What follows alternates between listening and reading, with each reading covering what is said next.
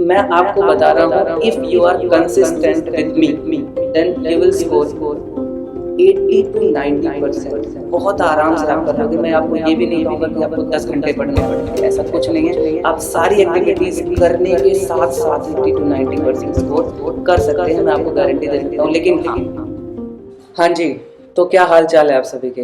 Paper vapour तो हो गए होंगे, अब आप क्लास 9 से क्लास 10th के लिए आ चुके होंगे।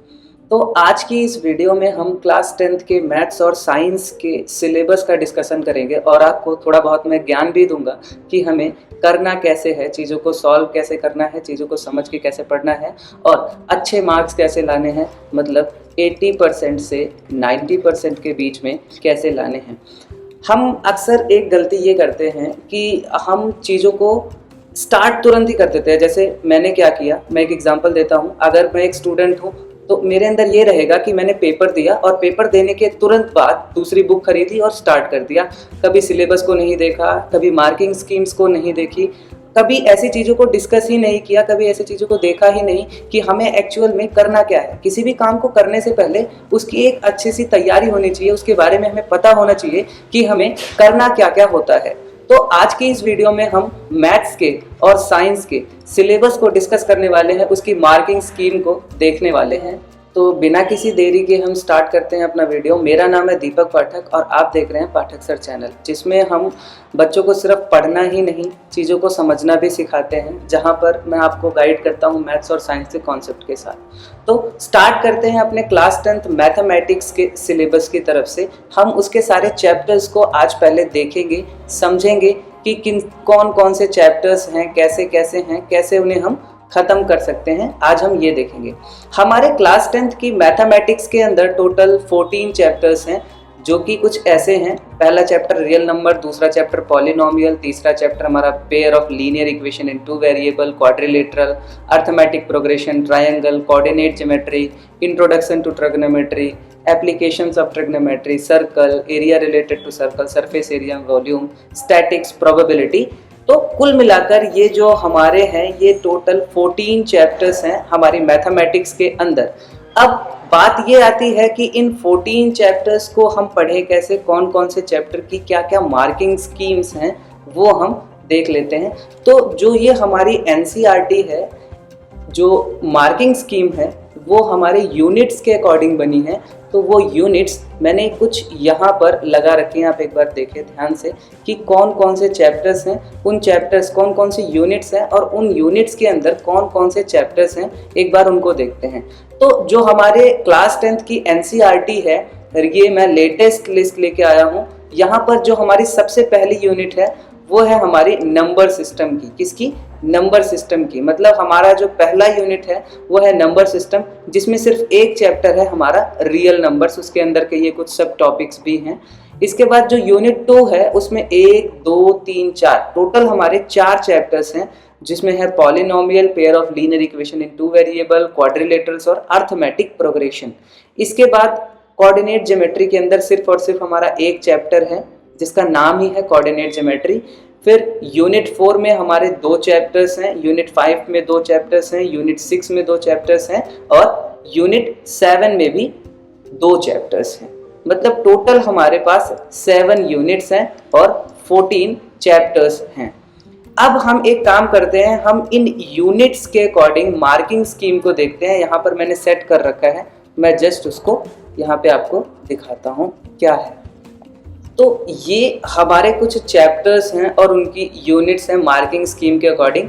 तो हमारा जो पहला है नंबर सिस्टम, उसमें टोटल 6 मार्क्स का आता है रियल नंबर्स। फिर अलजेब्रा हमारा 20 मार्क्स का है और इसमें ये देखो यहाँ पर कुछ चैप्टर्स भी हैं, जैसे पॉलिनोमियल 4 से 5 मार्क्स का और pair of linear equation in two variable 6 to 9 marks, quadratic equation 6 marks, unit 3 हमारा 6 मार्क्स का है। इसके बाद ज्योमेट्री हमारी 15 मार्क्स की है, ट्रिग्नोमेट्री 12 मार्क्स की है। इसके बाद ये हमारा मेंसुरेशन जिसमें एरिया रिलेटेड टू सर्कल, ये हमारा 10 मार्क्स का है। इसके बाद मैं आपको दिखाऊं तो हमारा जो स्टैटिक्स है वो 11 मार्क्स का है।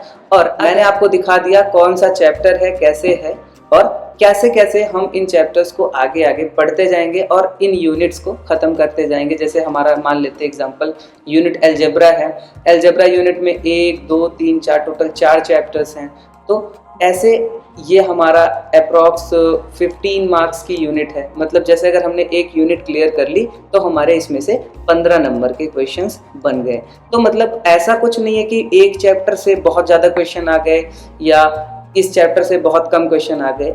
जो हमारी CBSE है उसने चैप्टर्स को बहुत अच्छे तरीके से डिस्ट्रीब्यूट कर रखा है, जिससे हमें इस बात की कोई दिक्कत नहीं होती है कि कौन सा चैप्टर हमें पढ़ना है, कौन सा चैप्टर कम पढ़ना है, कौन सा चैप्टर ज़्यादा पढ़ना है। ऐसा कुछ नहीं है, सारे चैप्टर्स को बहुत ध्यान से पढ़ना है।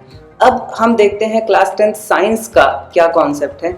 जैसे ये केमिकल सब्सटेंसेस नाम की हमारी एक यूनिट है, जिसमें 1 2 3 4 5 टोटल 5 चैप्टर्स हैं हमारे क्लास 10 NCERT के। टोटल 25 मार्क्स की ये पूरी यूनिट है। एक यूनिट में 5 चैप्टर हैं, ये पांचों चैप्टर मिलाकर हमारा 25 मार्क्स का बनता है, जिसमें पहला चैप्टर, दूसरा, तीसरा, चौथा और पांचवा चैप्टर आता है। इसके बाद दूसरी यूनिट जो है NCERT की वो है वर्ल्ड ऑफ लिविंग, जो कि टोटल 23 मार्क्स के होते हैं। इसके बाद तीसरी यूनिट है हमारी नेचुरल फिनोमेनन, जिसमें लाइट रिफ्लेक्शन रिफ्रैक्शन आता है, ह्यूमन आई कलरफुल वर्ल्ड है। ये हमारे 12 मार्क्स के ये चैप्टर्स और यूनिट्स होते हैं। मतलब 6 मार्क्स इसके और 6 मार्क्स इस वाले चैप्टर के बन जाते हैं हमारे। इसके बाद अगर मैं दिखाऊं आपको तो ये जो है हमारा यूनिट 3 नेचुरल फिनोमेनन, इसमें हमारे 12 मार्क्स बनते हैं। इफेक्ट ऑफ करंट से 13 मार्क्स, नेचुरल रिसोर्सेज से 7 मार्क्स और इफेक्ट ऑफ करंट से 13 मार्क्स और नेचुरल रिसोर्सेज से 7 मार्क्स। अगर आप बोलेंगे तो मैं इसकी ये जो लिस्ट है इस लिस्ट की PDF आपको प्रोवाइड कर दूंगा, जिससे आप इसे सेव करके रख सकते हैं। आगे आपको बार बार इस ऐसी वीडियोस को देखने की दिक्कत नहीं होगी। तो यही था आज का हमारा टॉपिक, और मैं आपको बताऊं मैं आज से ही आपकी जर्नी में आपका साथ दूंगा। मतलब हम चैप्टर 1 से स्टार्ट करेंगे और लास्ट चैप्टर तक सारी NCERT, चाहे वो मैथ्स हो चाहे वो साइंस हो, हम दोनों NCERTs को अच्छे से ख़त्म करेंगे। एक एक क्वेश्चन करेंगे, सैम्पल पेपर को सॉल्व करेंगे। और मतलब मैं आपको बता रहा हूँ, if you are consistent with me then you will score 80 to 90%। बहुत आराम से आप कर लोगे। मैं आपको ये भी नहीं कहूँगा कि आपको 10 घंटे पढ़ना है बैठ के, ऐसा कुछ नहीं है। आप सारी एक्टिविटीज़ करने के साथ साथ 80 to 90% स्कोर कर सकते हैं, मैं आपको गारंटी दे सकता हूँ। लेकिन हाँ, the one thing which you have to do is discipline and consistency. मतलब मैं अगर आपको बताऊं, अगर आप मेरे साथ रहेंगे तो आपका ग्राफ हमेशा ऐसा होना चाहिए, ना कि कभी ऐसा ऐसा ऐसा। मुझे ऐसे ग्राफ वाले बच्चे बिल्कुल पसंद नहीं है। मैं चाहता हूं कि आपका ग्राफ ऐसा ही रहे। मतलब आपकी जो स्ट्रेंथ है डे बाय डे वो इंक्रीज हो। इसीलिए मैं बोल रहा हूं, if you join with me then आपको ऐसा ही मिलेगा। हम कंसिस्टेंट होकर काम करेंगे। मुझे ये मैं ऐसे नहीं लूँगा कि मैंने लाइव ले ली एक दिन, अगले दिन कुछ और, अगले दिन कुछ और, ऐसा कुछ नहीं है। मैं जस्ट एक वीडियो अपलोड करूंगा एक चैप्टर की, फिर दूसरे चैप्टर की, फिर तीसरे चैप्टर की। ये पूरे क्लास 10th की प्लेलिस्ट होगी, साइंस की भी, मैथ्स की भी। तो मिलते हैं अपने चैप्टर 1 की वीडियो के साथ ऑफ मैथ्स एंड साइंस। पढ़ाई करते रहें। अगर आपने अभी तक इस चैनल को सब्सक्राइब नहीं किया तो सब्सक्राइब कर लें, बेल आइकन को प्रेस करें और ऐसे लेटेस्ट इन्फॉर्मेशन के लिए हमारे चैनल को विजिट करें। मिलते हैं नेक्स्ट वीडियो में, तब तक के लिए पढ़ाई करते रहें। All the very best.